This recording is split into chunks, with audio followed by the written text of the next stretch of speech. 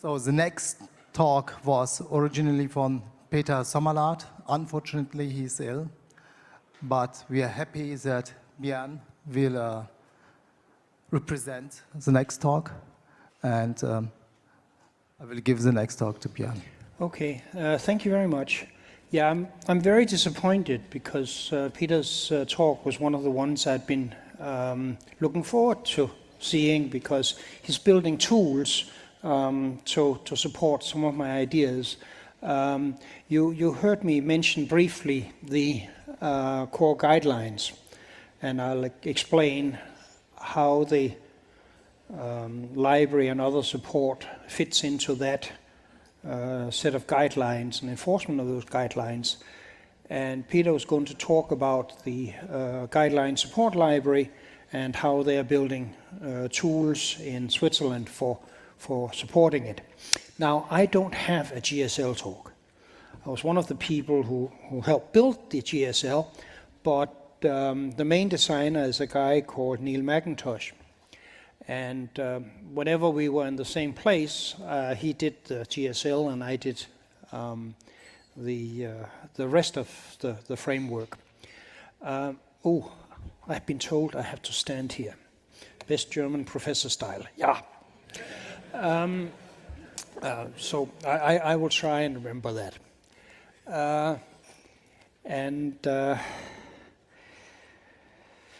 I asked if I could get Peter's slides, and I would have been able to give a good talk based on his slides, even if I hadn't seen them before, except that I lecture somewhat slower than Peter, so it would be hard to catch up. But anyway, I had to wing it. So you will apologize, this is not a polished presentation. I will get lost at some point in the story, and I will use cuts from about 4 different places, and I will presumably fumble as I go from one to the other. So with all that said, let's look at it. So there's a guideline project. How would you like to write code in 5 years' time? Good philosophical framework, good concrete rules, and we need tool support because nobody can follow rules without mistakes. And so what we want, basically no littering, no leaks, no corruption. And so we have to, there's some set of fundamental rules we have to deal with. Every object is constructed before its use. Well, if we can't guarantee this one, all is lost, right? Because then no rules apply. Every fully constructed object is destroyed once only. Okay, so we have to be able to do this. This is easy if you have scoped objects. It gets much more interesting when you take into account free store. If I use new, put something over on the heap, dynamic storage, whatever you call it, I must delete it at most once. Let's see, no access through a pointer and not pointing to an object. This is where the GSL will eventually come in. We really have to make sure that we don't have dangling pointers, because then all is lost again. Let's see, what do we have? There's lots of solutions to these problems that's been tried over the years. We can simply restrict pointer use. We can have a manual memory management and then try and enforce it. We can have garbage collectors, but they don't handle non-memory resources, as I mentioned. We can do static analysis, but static analysis that does all what I said here doesn't scale. Take a 1,000,000-line program and try and do a static analysis to prove the absence of leaks and corruption without limiting what you do in the language. Nobody's been able to do that.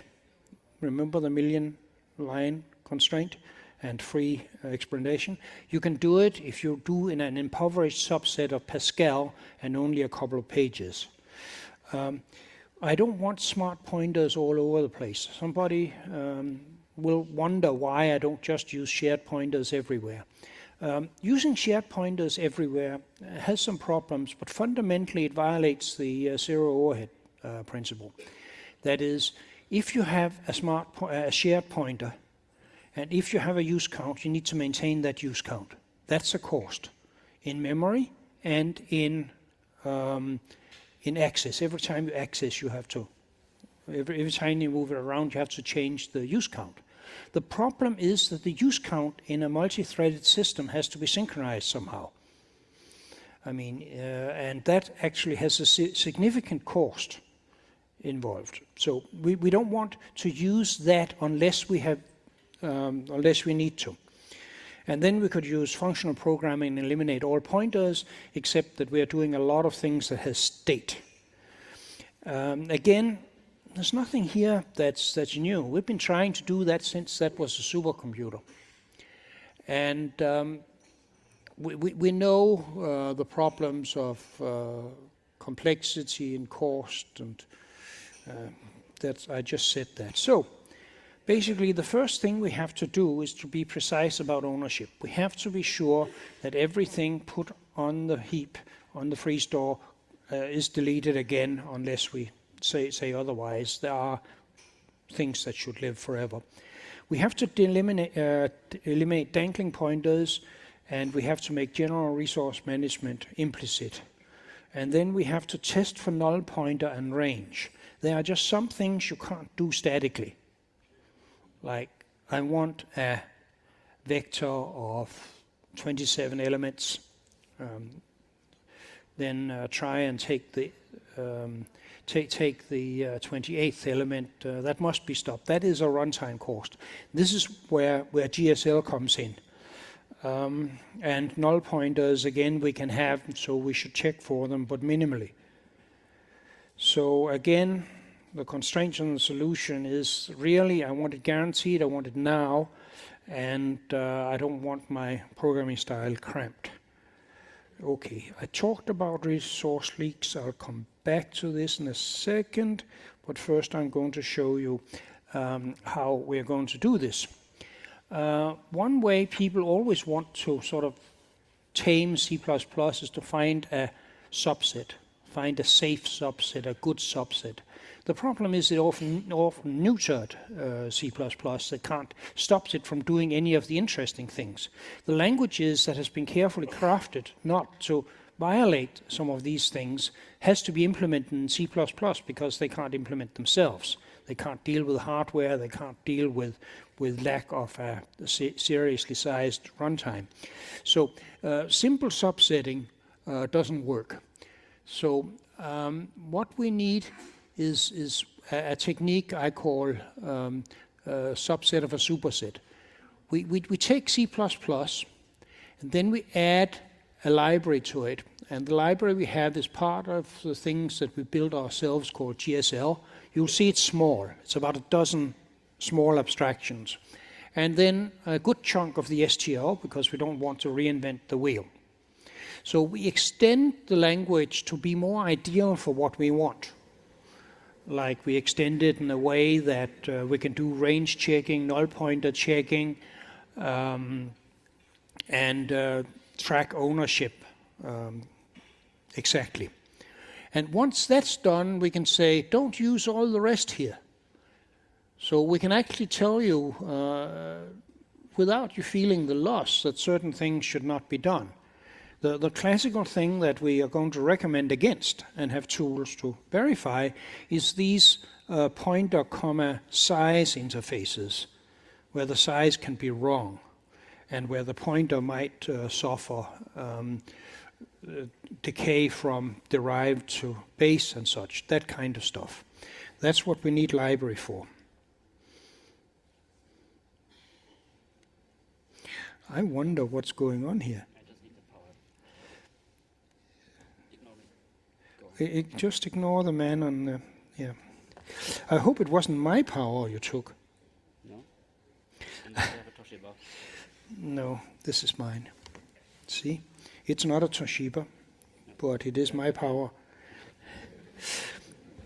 I tell my students that it's not considered fair if I pull their power plug during their demos.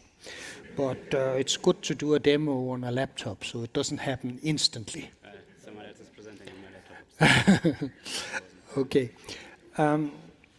So that's the basic idea. And so what the focus of this talk is the GSL.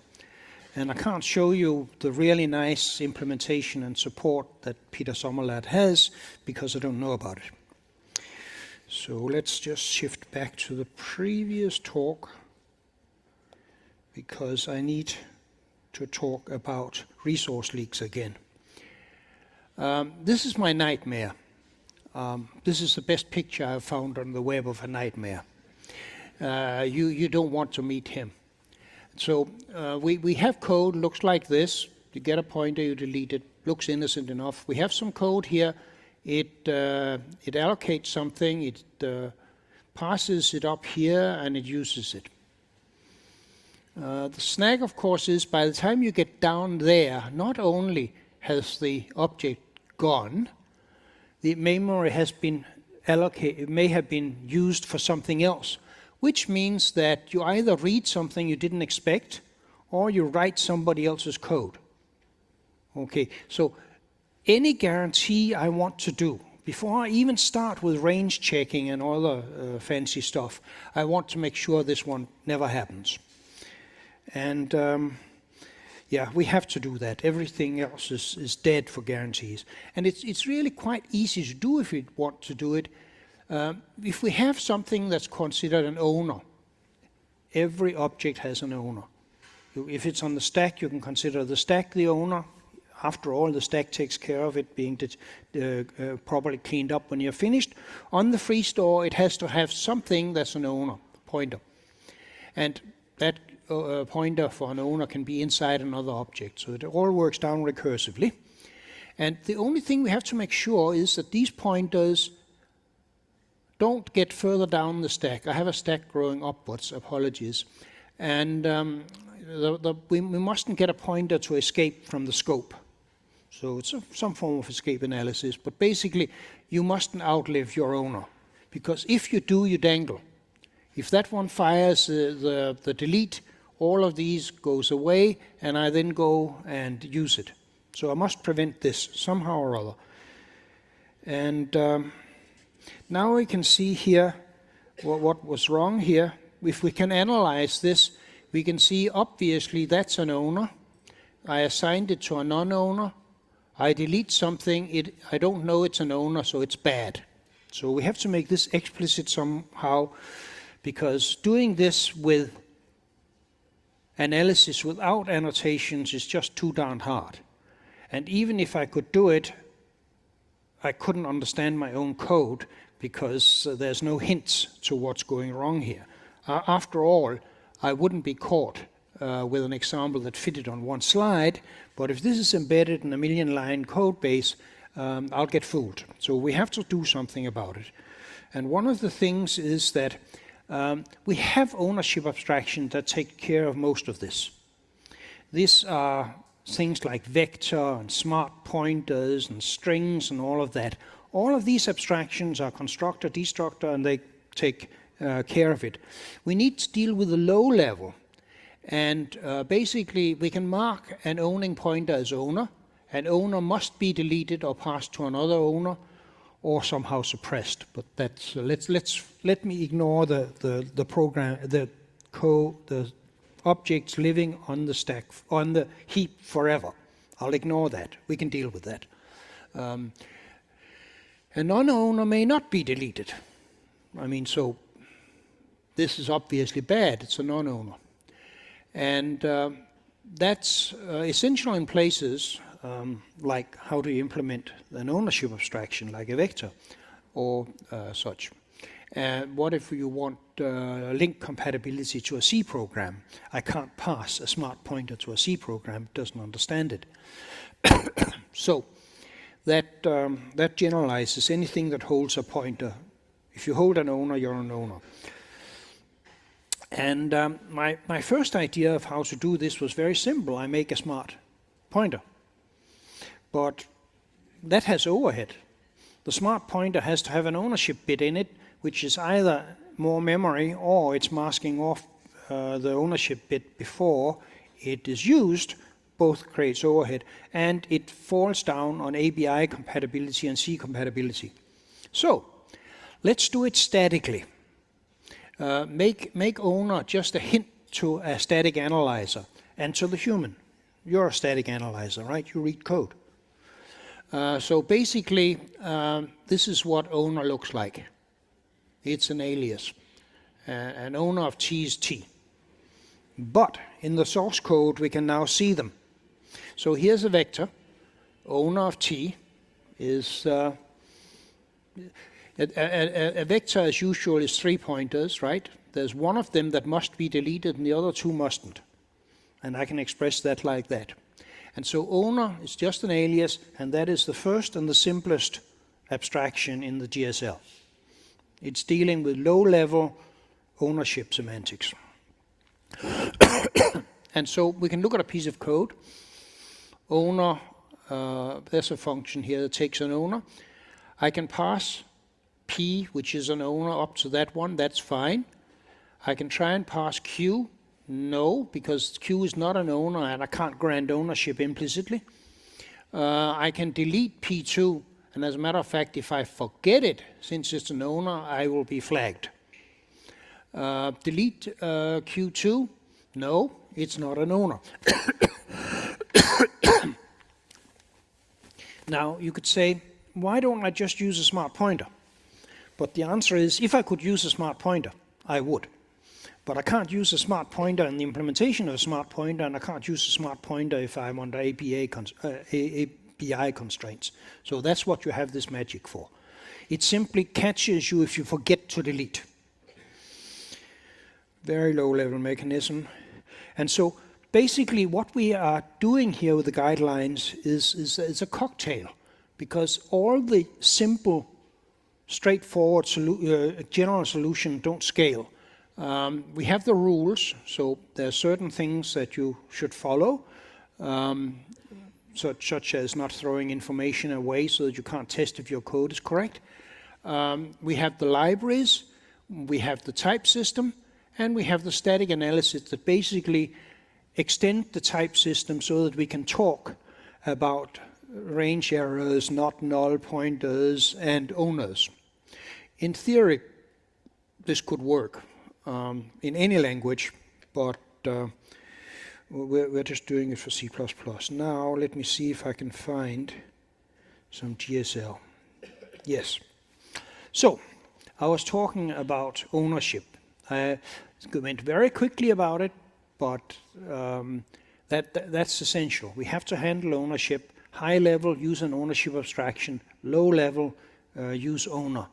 And then fire the static analyzer up to see that you remember to delete all, owners and non-owners, and also the static analyzer tracks pointers so that you cannot use a pointer after its owner has gone away. It's a little bit tricky, but there's a paper by me on my website.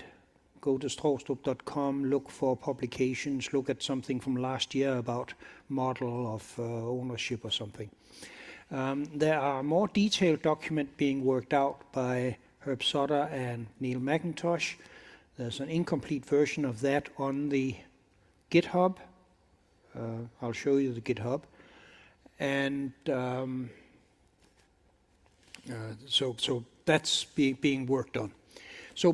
So now we're going to look at other problems. I mean, that was my nightmare on the previous page. This is just an ordinary monster. You can see it. We sort of know how to deal with it. And that's the part we're coming to now. Unions are well known to be a problem. I mean, you stick an X in and you get a Y out if you don't watch out. So use variant or something. Variant will be as in the C++ 17. Cast, don't use them. They're poisonous. If you use templates well, you will not need them very often.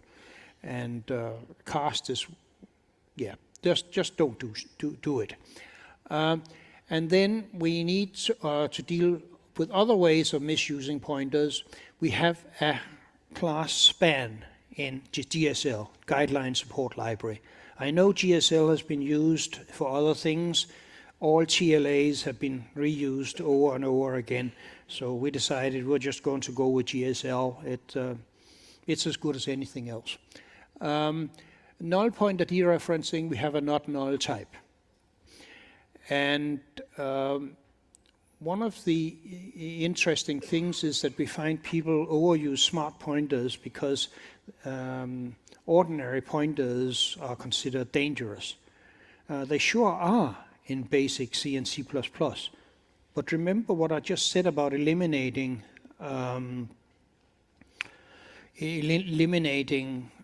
dangling pointers and such. You can now use ordinary pointers if all you do is to point to it. You just can't use them to represent ownership. And you can trust that if you have a pointer, then it points to something. The only thing that's left for you to do is to figure out that it was not a null pointer. Null pointer is there. In principle, I don't know how to say it, but either it's a null pointer or it points to something. And span is, I point to something here, and it is an array, and there's a size. The span abstraction is simply pointer to an element and a size. And we can do range checking for that. There's span. Here's what we do in a lot of code, right? We pass a pointer and a size. And this is my least favorite interface because it is probably the interface that's correlated with most bugs.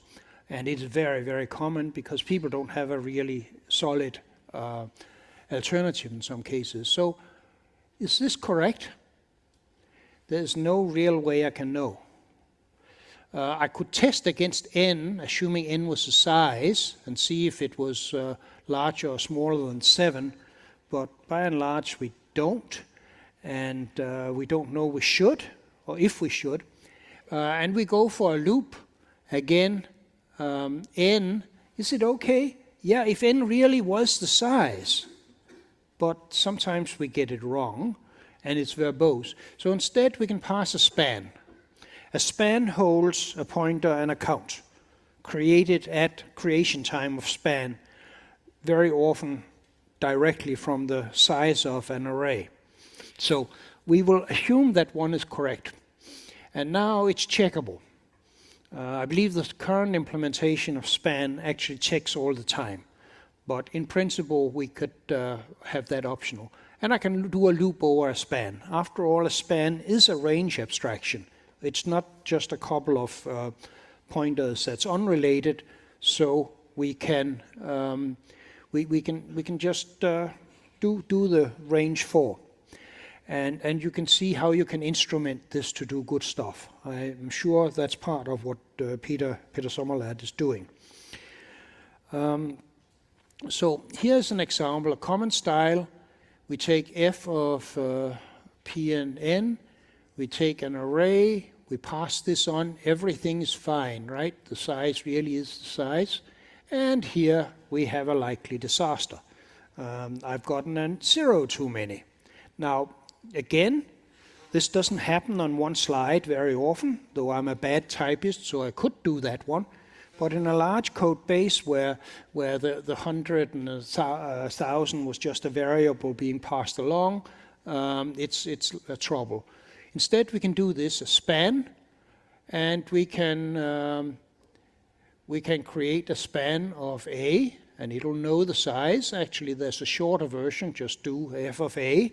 It will grab the pointer, and since that was an array, the compiler knows the size, so it'll scoop up just the right size. If you are doing this, initializing with an A and 1,000, first of all, you have to use the curlies. We are not providing that form, so you are warned that you are doing something interesting, and so it's easily checkable. You can start writing static analysis tools on it, and it's easier to eyeball. So basically, it's simpler than the old style. Look, this versus that, shorter, and at least as fast. There's no overhead of using that abstraction versus this sort of semi-abstraction. That's important. And by the way, this has been verified in large code bases. This is not something we're just saying or looking at a couple of lines of code. This has been tested against million-line code bases and then timed for this replacement. We're still working on this. This is work in progress, but for the range checking and zero-pointer checking, my friends at Microsoft are testing really large, real programs. Not a toy. Null pointer problems. Now, I mean, we all know we shouldn't dereference a null pointer. So we don't, right? Never make that mistake. In real world, people do it anyway. So let's see. Another thing is, I have a pointer f of char. Is it okay to give it a null pointer? Read the manual and hope the implementation matches the manual. Also, as an implementer, assume that the caller read the manual and doesn't do this if it wasn't assumed. So I start putting in extra code for checking. Or I don't, and this becomes a fatal error. We've seen those. There's nothing new here. So basically, that's the point. And I was going to show you an error message, and I couldn't resist this. I searched for null pointer error, null pointer exception, and the whole first page was full of Java. But you can, if you work a little bit harder, you can find them for C. It's just they don't C++. They don't have such a pretty error message. So we have a not null thing. Basically, not null of char star. You try to give it a null pointer. That's an obvious error. We can statically catch this. We can hide the stuff. This is the way it's usually done. You put a null pointer into a pointer, and then you do f of p. The constructor for not null can catch the error. We have a long discussion, by the way, whether not null should be a type or a tag like owner, because we can do most of the stuff as a tag, and then we would have better ABI compatibility. But the point is that you can check. So the implementer now no longer has to do that null pointer check, because we know that there's no null pointer on that one, either because we stopped it getting in the first place or we runtime check. So yes, that was what I just said. And basically, so we are going with type and resource safety. Use RAII and scoped object. That's the preferred way. We check for avoiding dangling pointers. We make sure there's no leaks. We eliminate range errors. We eliminate null pointer dereference. This is a puzzle. It's sort of a cocktail of 3 or 4 ways of doing things, but we can do it in a small scale. It's growing to something bigger. And then after that, you can start hunting the real problems: logic errors, performance bugs, maintenance hazards, and verbosity. Okay.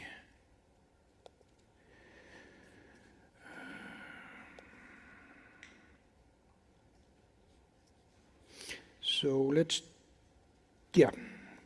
this is from the GitHub. It's opened in the GitHub, so you can see it's a real thing. You can go and look for the core guidelines in GitHub, or you can go and look for GSL, and you'll find it. Basically, it's a small library. It supports a set of guidelines. The guidelines would get really complicated. If you look at something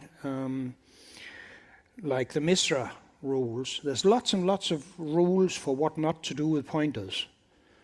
We don't have to have those rules, because we can have much more general rules, because we can use the pointers once they are validated. So we actually simplify the rules by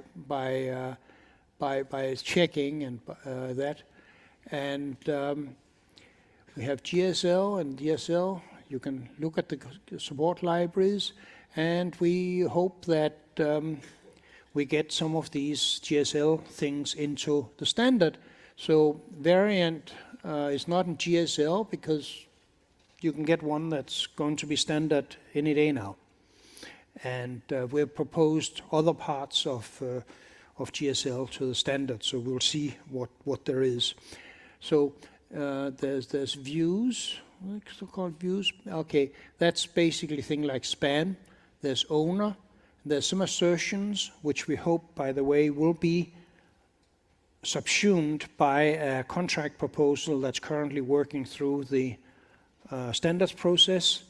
If you want to see about the assertion contract proposal, go into WG21, look for papers, look for 2016, and search for contracts. We have some little hacked stuff here that's not as good, but we're using it. A few utilities, and there's a few concepts that we are using, mostly for documentation, because we can't rely on concepts being available. The usual problem, it's not in the standard yet. So that's the way this is organized, and I think I can.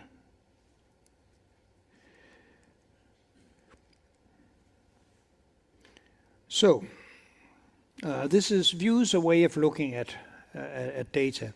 So we can assume that a T star is not an owner, so deleting it is an error. It may be null, but it's assumed to point to a single element. So if you try and subscript a plain old pointer, you will actually get a warning. Tref is not an owner, can never be null reference. That's language rules, and we can try and make sure it is true. And references are always bound to objects. Again, we're not dealing with arrays here. That means, by the way, that raw pointers become respectable again. They just aren't supposed to be arrays. If you want an array, there's other ways of doing it, like we will come down here. Owner T and owner Tref is things that are just the same but must be deleted.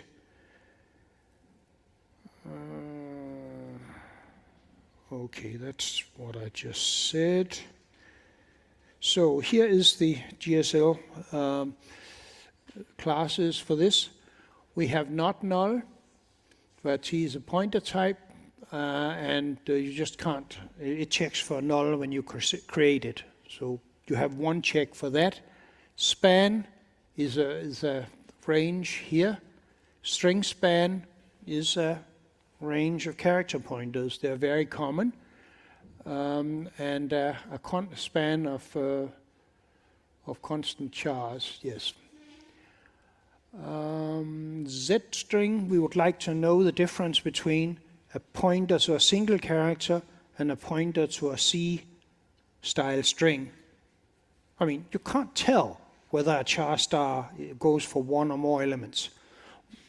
Most of them goes for more elements, right? But to do any static analysis and support for readability and such, we have a type def. Just call them Z-string. Eventually, standard analyzers will be able to make sure that you're only doing C-style operations expecting a zero-terminated string on a Z-string. Simple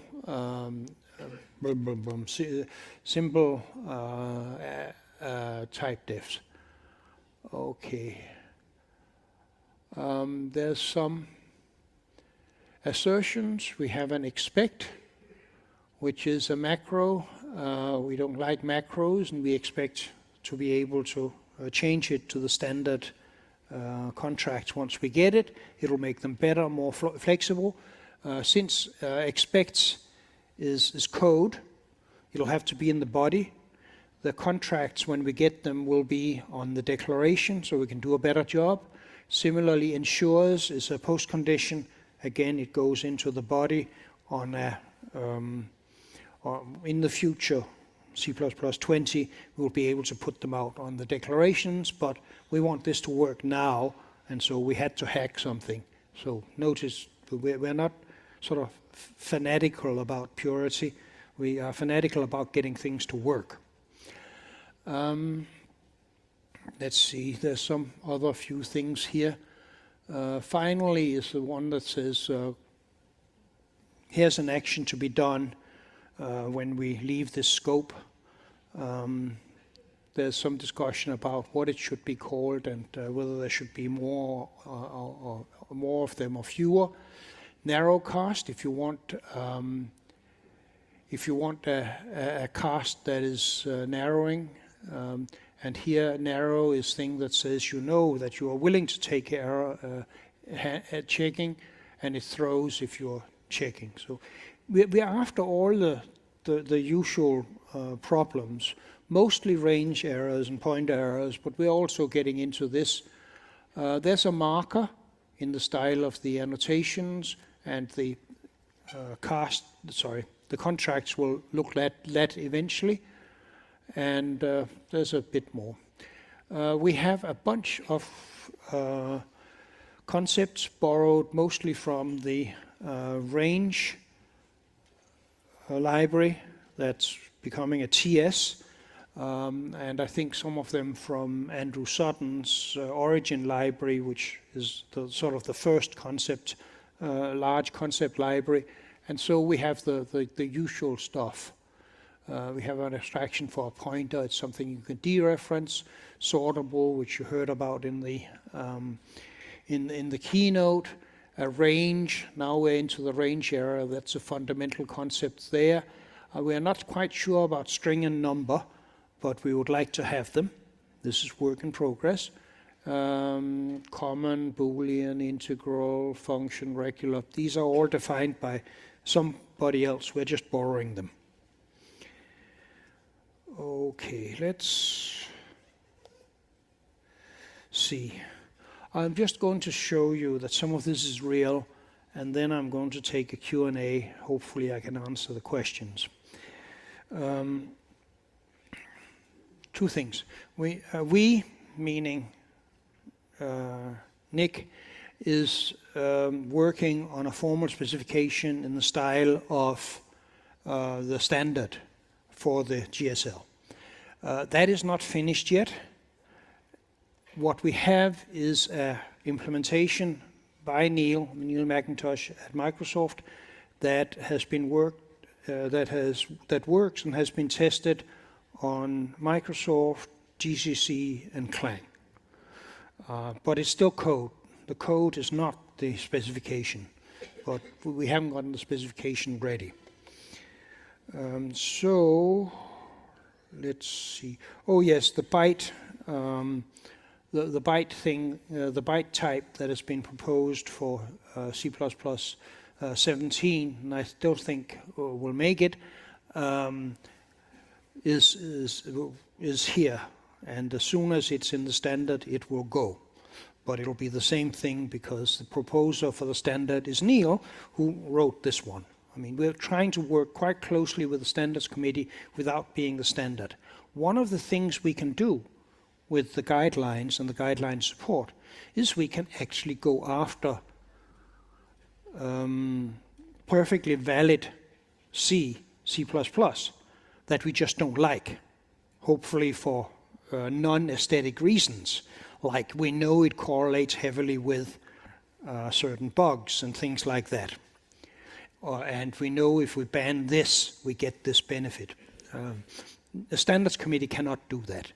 But whenever we are doing something that can be done in a standard, like introducing a byte type, why are we using char when all we know is that it's a byte? If you pass it to something, it'll print in different ways because it was a char, and you can start doing arithmetic on it and all kinds of things. Byte is neutral to that. Let's see, span. Oh yeah, span is the thing I mentioned. Multi-span is for multi-dimensional things. That's a version of that is working through the standards. I didn't even know it was here. Well, I did. I'd forgotten. Okay, and see, I'm still actually on the GitHub. Copyright under MIT license. So you can download it and hack it as you like if that's what you want to. We would much rather you didn't do that. Download it, play with it, submit a pull request.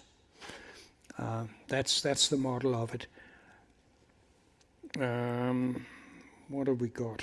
This is the usual kind of boilerplate. Namespace GSL, details,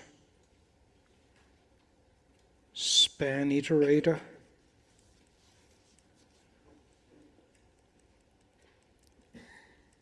I'm mostly doing this so that you can see it's real. A lot of context per stuff to make it run fast.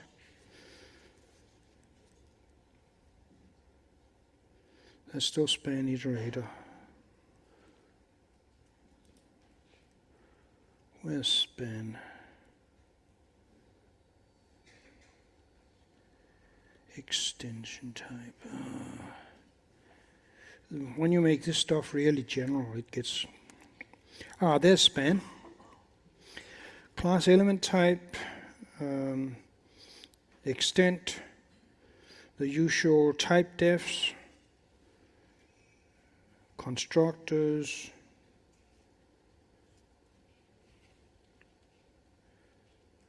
okay, the usual stuff. I will stop now and take questions, because if you haven't gotten an idea of what we're up to, oops, I'm not allowed to go away from here.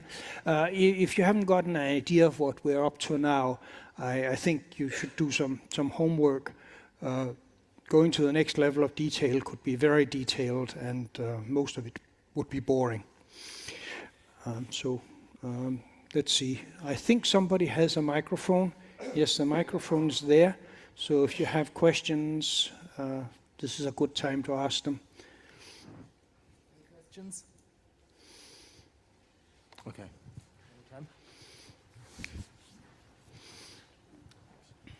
Hi. Currently the actual guidelines are quite large, and the support library in contrast is rather small and focused. What actually is the focus of the GSL for now? Is it really just like these resource safety things? No. Let's see. You're right. The guidelines are large and more or less deliberately so. There's a relatively small sort of intellectual framework, the philosophical guidelines, which if you read the introduction and the philosophical guidelines, I think it's 25 pages, and that's with a lot of white space. You can grasp that.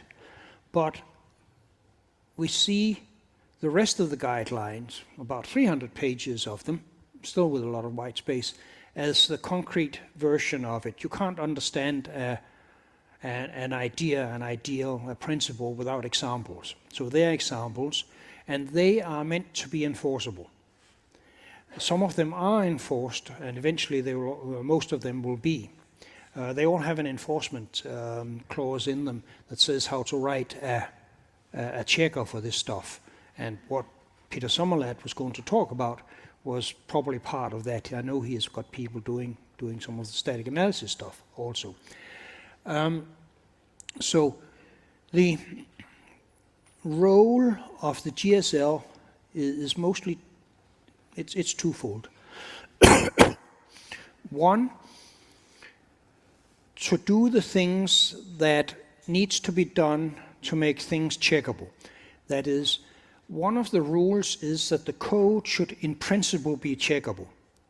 That is, information should not be thrown away so that when you look at a piece of code, you can't tell whether it is correct or not. You can't write a piece of checking code that checks it because the interface doesn't tell you enough. The P,N interfaces is a good example. We don't like those because we want you to be able to look at a function and see whether it is violating things or not. Because if we can't do that, we get into global analysis if we want to make guarantees. And we cannot afford global guarantees, global analysis. Sorry, we want global guarantees, but we can't afford global analysis because, well, we can't do it. A lot of those analysis tools are are O cubed or worse. So we need some annotations to help static analysis, and we need some classes that actually can do runtime checking, so that the first rule is be statically type safe. 2, if you can't verify it statically, provide something so that you can do a dynamic check. That's up in the philosophy section. And then you go more in detail.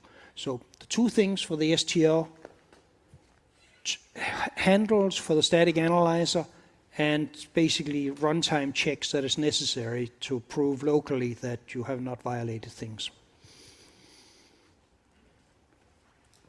I have a question about some legacy libraries which require an object which the user must new up, and the library document that the library will delete it. But how should I annotate that pointer? We start out being somewhat cavalier about legacy code. The aim is to say what code we would like, and then we will eventually give guidance to how you convert legacy code, and hopefully get tools for conversion of legacy code. I've done some experiments myself of converting old style for loop to new style for loops, and initial experiments for converting P, N interfaces into span kind of stuff. So we expect to go there. Eventually we will go further, but it is not easy to, it is not painless to upgrade old code. And yes, we will suggest that people annotate pointers with owner, for instance. But we will not say, okay, you have 1 million lines of C-style code, or old C++ style code, just go and annotate it. Because you know what's going to happen. You're going to get it wrong.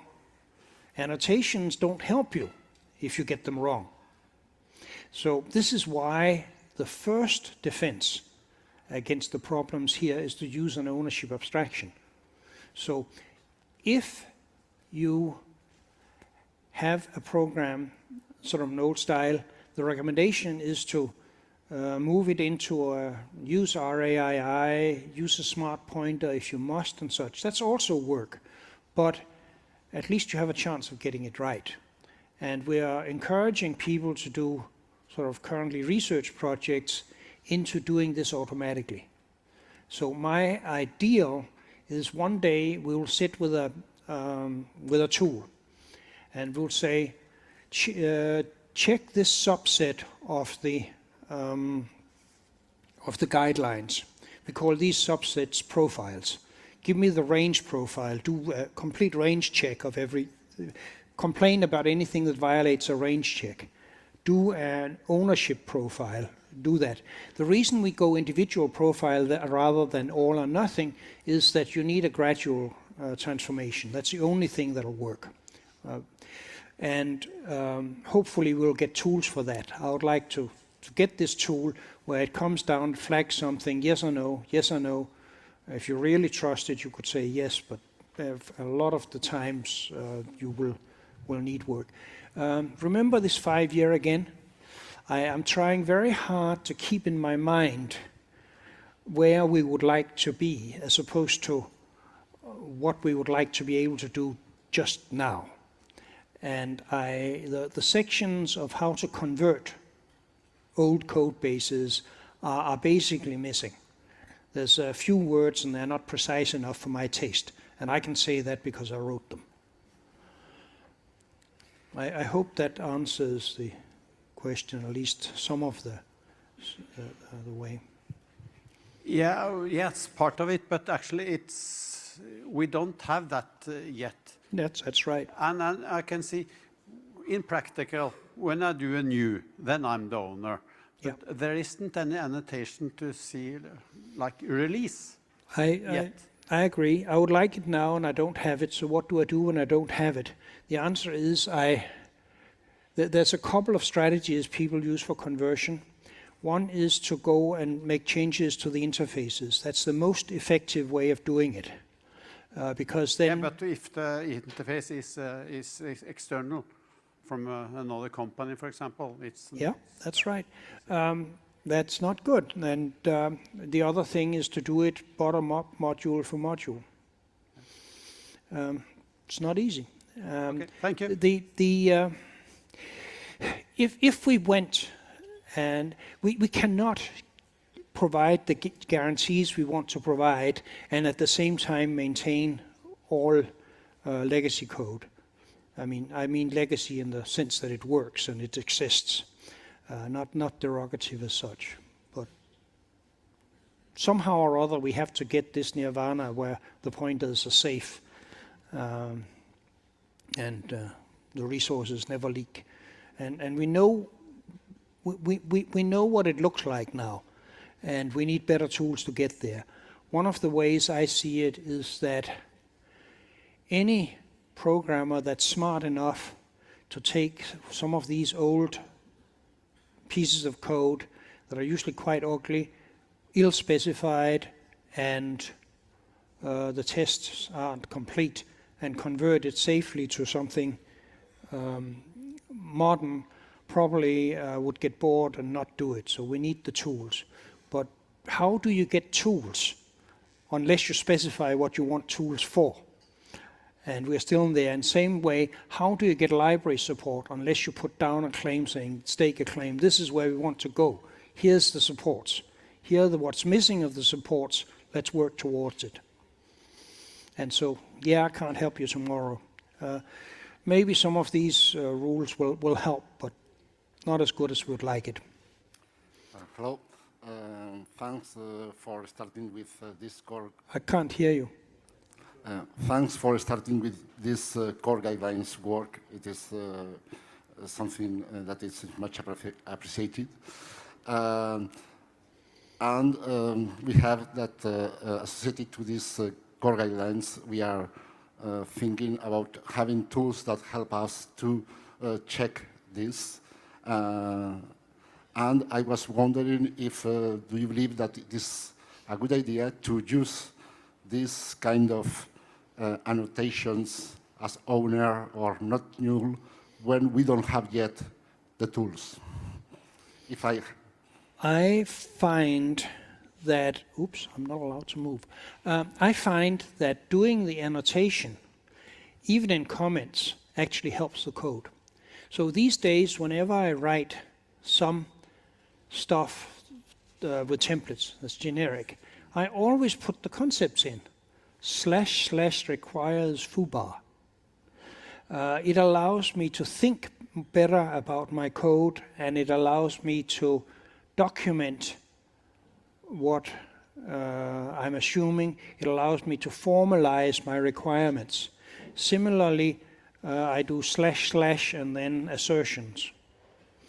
And then I have a type def for owner. It allows me to write better code. It allows me, before I even have tool support, it helps me. I'm a static analyzer.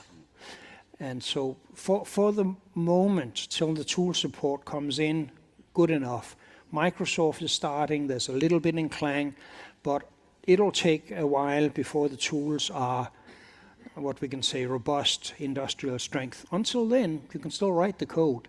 You will find your code gets better. I have another question. It's about we are moving from using an unsigned integer type for the index type, and in the GSL we are using a signed integer type. And could you tell us more about that? Why we are doing that, and how we can be able to work with the SIST unsigned type on the standard and the signed type on the GSL? I am not going to give a really good question about this. I think that having a unsigned subscript types for the standard containers was a big mistake. We should have followed C and had subscripting with sizes specified with signed integers and subscripting and differences with signed integers. The complexity of having both signed and unsigned is higher than I like, and in particular, if you want to deal with a sequence, is it a sequence that's in a vector or is it a sequence that's in an array? And they use different indexing types. It's a mess. Now, how we are going to get, or if we ever are going to get to the point where we use a single subscript type, which will more or less have to be signed, I don't know. This is why I said I'm going to waffle on this answer. Anyone, a last question?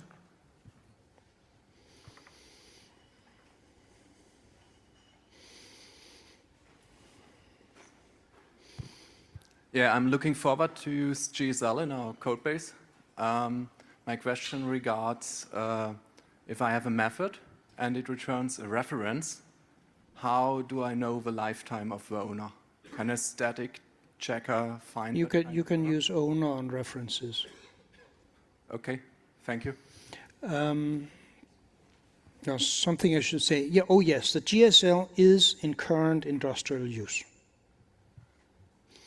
So we have all the pleasures and trouble with actually having real users.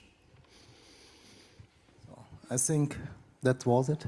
Thanks a lot. Yeah, and Brian? I hope Peter can come and give his real talk here, say next year. I think Peter will be glad to know that you was here to represent him. Yeah.